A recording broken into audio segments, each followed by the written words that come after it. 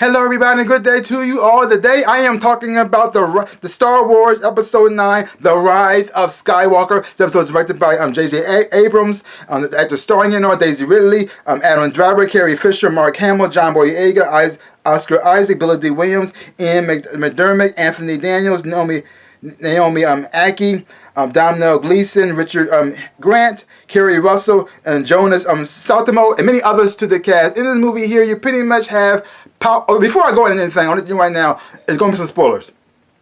Because a lot of things happens in this thing that I just can't avoid, and I feel like I have to talk about them because it's a huge chunk of the movie, so it's going to be some spoilers. So you haven't seen the movie yet, go see the movie first, and if you don't mind, just watch me. Just watch. We go on this journey together. So in this movie here, we have Palpatine found a way to come back. And he's pretty much trying to have the dark side and the Empire rise back up again and take over the whole entire galaxy and bring order to the world, to the galaxy again. And it's up to Rey and the rest of the rebels to pretty much stop this from happening and also save the world. And in the process, you also have Kylo Ren turning from the bad to the good. That's pretty much it. Now, before I get into the good stuff, let's start with the bad. Now, before I even say even that, I gotta say first off, I didn't hate this movie. I didn't hate it. Is this movie good? Not really, but I didn't hate it. I actually enjoyed it. I did enjoy it, but it doesn't mean it was perfect. It had a whole lot of mistakes in this movie. And here we go. Let's start off with the bad. The bad part is, okay. I don't know where to start. Okay, the bad part is, they set up things in this thing that go nowhere. Now, in the first movie, they kind of hit at that Finn, who used to be a stormtrooper, is force sensitive. But they didn't go nowhere with it. And then in the second movie, they didn't touch on it at all. But little things here and there, things that he did, make you start thinking, is he force sensitive? Is he force sensitive? But in this movie here, they try to make you think that he is force sensitive, but at the same time, they do nothing with it. So you get excited for something to happen, but nothing happens. And so it's not really saying he's force sensitive, but also not saying he isn't force sensitive. So you don't know where you stand with him. Like this, okay. Even though I thought it would be cool if both characters, both Rey and Finn, were force sensitive and they both use the force, that would have been amazing. But they didn't do that, and since they set it up that he might be, and a might be sucks because you don't know where that falls or stands. So it's just thanks for nothing. Number two, they also said something else with Finn. I don't know what's going on with Finn. They must not like this character that much. So they said something else with Finn. He wanted to tell Rey something earlier on. What was that? I don't know. Was it I love you? I always love you? Was it I'm force sensitive too? I got the force as well? What was it? I don't know because they set it up and then they did nothing with it. So now you wasted this whole entire movie waiting for Finn to finally say what he's going to say to Rey, and didn't happen. So it's just, okay, that was a waste. Now let's move on to Rey. She starts training in this episode, in this movie right here. Why? Why is she training? In the first movie, she knew nothing but the Force, and somehow she managed to use a lightsaber, use Jedi mind tricks on people, and also beat somebody who also had training with the Force. Second movie, she goes to kill the Luke to get training. He doesn't train her at all either, but she still managed to hold her own against, fight alongside Kylo and take out some people, the Emperor guards. Still no training. So now she needs training in this movie here. Now she needs training. She never needed it before. She's always been all powerful, and now she gets training. Like, okay, fine, whatever. I guess she needs it. Now, I guess better late than never. I guess, but sure, I guess. And the way they used her powers in the Force with both Kylo and her, or AKA Ben, is different than anything I've seen before. It just came out like these new powers came out of nowhere. Like they had this connection. They showed it in the last movie, where they could pretty much speak to each other, like astral projection to each other.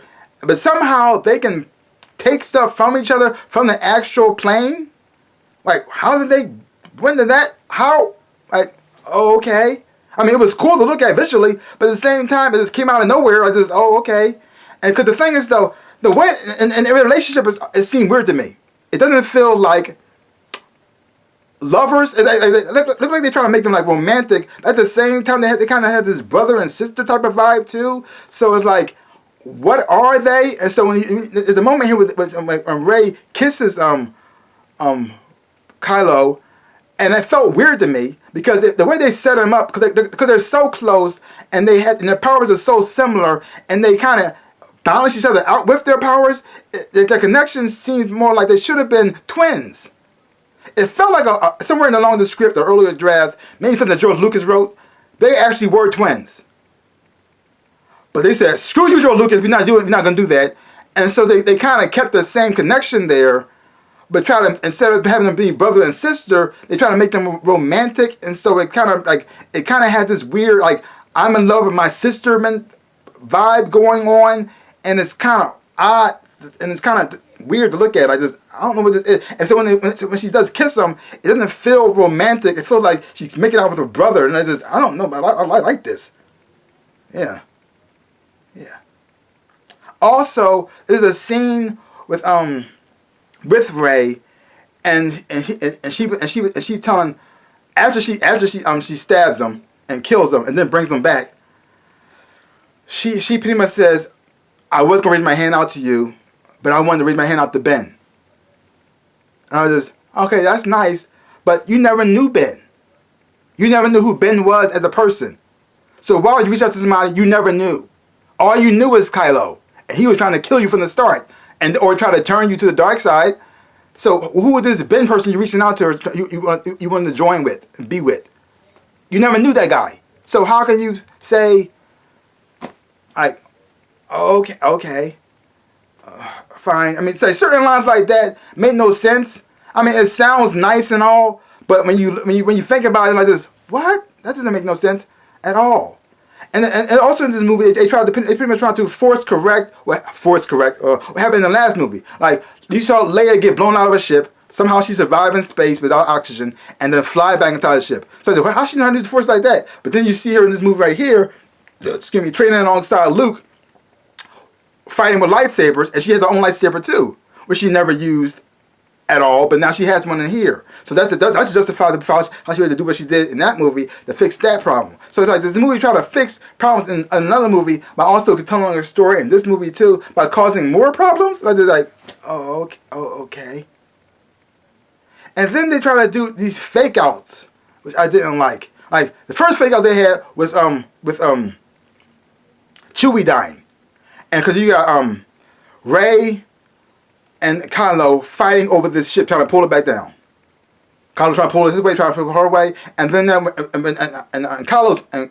Rey's anger, she tried to pull it so much that she actually shoot out force lightning and blows the shit up, blows the ship up. And the thing in the ship had Chewie in there. He got captured, and then all of a sudden, you find out Chewie's alive.